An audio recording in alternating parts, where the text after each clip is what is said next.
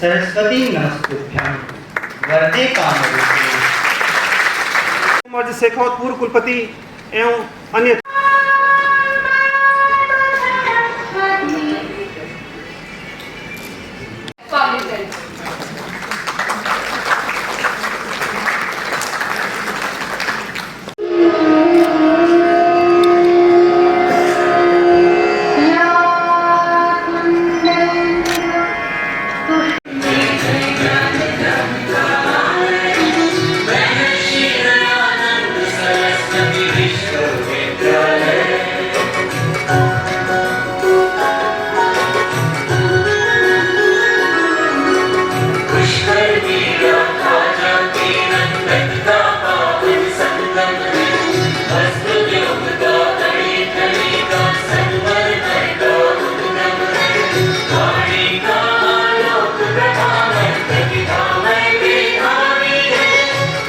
किस तरह की संगोष्ठी दिया और क्या आयोजन था? राजस्थान ही नहीं पूरे देश के गौरव पृथ्वीराज जी चौहान के बारे में जो महर्षि दयानंद सरस्वती विश्वविद्यालय की शोध पीठ है जो कार्य कर रही है उसके बारे में जागरूकता फैलाने, इतिहास के पन्नों में पृथ्वीराज चौहान जी के अतुलनीय योगदान को सही ढंग से रेखांकित करने और जो हमारी युवा पीढ़ी है उससे पृथ्वीराज चौहान के जीवन से सीख लेने के लिए ये कार्यक्रम आयोजित किया गया।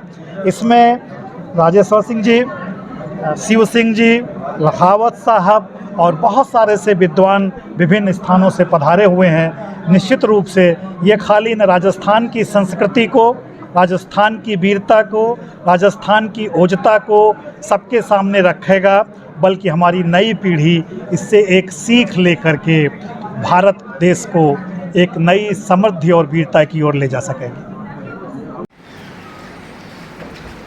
जिसका वंश में पैदा होने वाला एक भी व्यक्ति इस अजमेर में रहता नहीं है। स्वयं पृथ्वीराज चौहान आज किसी का कुछ नहीं बिगाड़ सकता फिजिकली, न हमला कर सकते हैं, न तीर चला सकते हैं, न तलवार चला सकते हैं। उनका अधिकृत प्रतिनिधि भी ऐसा कोई आज मुझे अजमेर में नहीं दिखता कि जो कह दे कि आपको ये करना पड़ेगा। मैं पृथ्वीराज के बिहाफ पे बोल रहा हूँ, वो भी स्थिति नहीं है। अगर पृथ्वीराज जी यहाँ कोई एक वैसा किला छोड़ जाते जो जीवित किला होता, कोई छोटी मोटी जमीन छोड़ जाती, आना सागर के बीच में एक छोटा सा महल छोड़ जाते जैसे उदयपुर में बना हुआ है और शहरों में बना है, तो उसके पूरा शहर वारिस होने को तैयार हो जाता। परंतु तो फिर भी पृथ्वीराज की जयंती मना रहे हैं, तो हमसे ज्यादा व्यवहारिक और हमसे ज्यादा अव्यवहारिक और कोई हो ही नहीं सकते इस धरती के ऊपर। लोग पूछेंगे बाहर निकल के तेरे को क्या मिलेगा, अब आप क्या उत्तर दोगे? कोई उत्तर नहीं दे सकते। परंतु तो फिर भी कार्यक्रम आप कर रहे हैं, इसलिए मैं आपको प्रणाम करता हूं।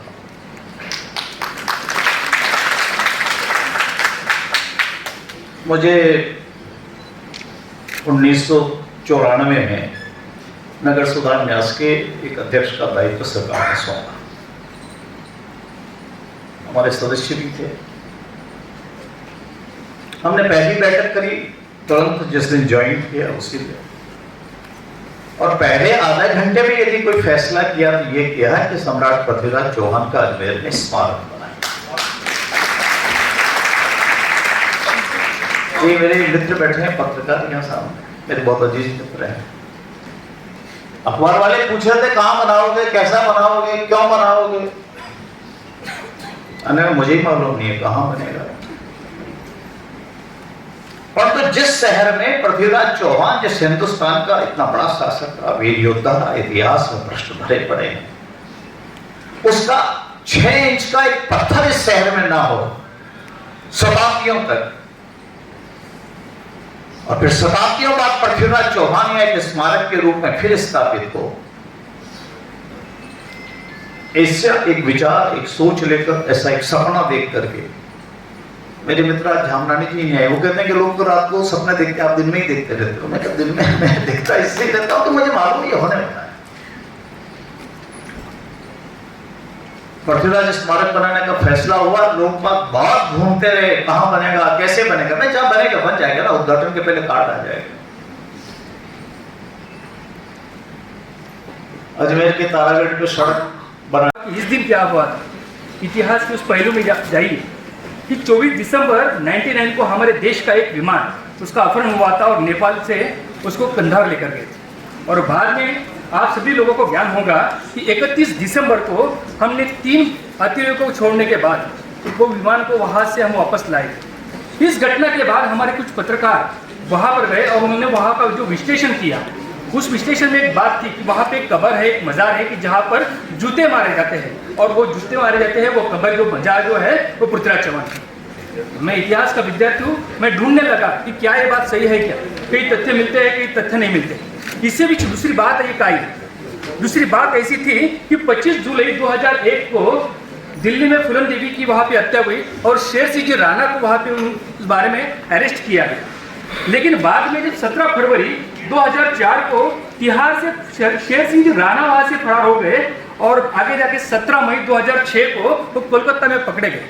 उस वक्त उन्होंने जो कहा कि इस बीच में मैंने क्या किया, तो मैं कंधार गया, अफगानिस्तान गया, वहाँ से पृथ्वीराज की जो अस्थियाँ थी वो लेकर यहाँ पर आया। फिर मेरे अंदर एक वापस इतिहासकार जागा, मैं फिर शोध करने लगा, फिर तर्क ढूंढने लगा, और फिर उसी दौरान उनकी जो किताब आई वो किताब मैंने पढ़ी। वो जब छूट कर आए तो मैं उनसे जाकर करनाल में मिला और फिर मैंने कुछ तथ्य ढूंढने शुरू किए, और उसके बाद मुझे तथ्य एक मिला कि मोहम्मद घोरी की हत्या जो हुई थी तो 1205 में ये दमयक में हुई थी, और उसके बाद 1206 में जब कुतुबुद्दीन ऐबक यहाँ पर आकर बैठा तो ये सारी चीज़ें जो थी अलग अलग तथ्य में बता रही थी कि ये कुछ तो भी अलग है। और उस सारे प्रयास के बाद मैंने किताब लिखी। ये किताब में क्या है, कई ग्रंथों का मैंने अध्ययन किया है, और इस ग्रंथ का अध्ययन करने के बाद इस किताब का निर्माण किया और कुछ तथ्य मैंने नए से लिखे हैं। इतिहास कहता है कि हमेशा एक नए तथ्य इतिहास में आना चाहिए। उन तथ्यों को यहाँ पे कोशिश मानने की मैंने कोशिश की है। उसमें एक महत्वपूर्ण तथ्य यह है कि पृथ्वीराज चौहान की राजधानी दिल्ली नहीं थी बल्कि अजमेर थी। दूसरा एक तथ्य कि पृथ्वीराज जी को केवल 26 वर्ष की आयु थी, फिर भी उन्होंने बहुत बड़ा पराक्रम किया। केवल दूसरी बात, पृथ्वीराज रासो ये जो ग्रंथ है इसमें जो कई भ्रामकता हमारे सामने आई थी, इन भ्रामकता को भी दूर करने की मैंने कोशिश की है। और साथ ही साथ एक महत्वपूर्ण बात कि जयचंद राठौर को हमेशा हमारे देश में गद्दार कहा गया। मैंने अपनी किताब में उस बात को बहुत ही विस्तृतपूर्वक कहा कि जयचंद राठौर कभी गद्दार नहीं थे। उसके बाद अमलपाल तोमर, अनंतपाल तोमर द्वारा पृथ्वीराज चौहान को गोद लिए जाने का भी विषय हमारे सामने आता है। उस विषय पे मैंने तथ्य यहाँ पे लिखे हैं कि अनंतपाल तोमर को कभी भी पृथ्वीराज को वहाँ पे गोद नहीं गए। ये भी बात मैंने रखने की कोशिश की। शिवदयाल जी ने शिव सिंह राठौर जी को क्यों बुलाया, वो तो भूगर्भ विज्ञान के विद्यार्थी हैं। लेकिन वास्तविकता ये है कि इतिहास को भूगर्भ से निकालना है। जो आपको इतिहास पता है वो इतिहास नहीं है, आपका इतिहास दफन है। किसी ने लिखा था, क्या करोगे जानकर इतिहास अपने मुल्क का, ये अनुवाद के अनुवाद का अनुवाद है।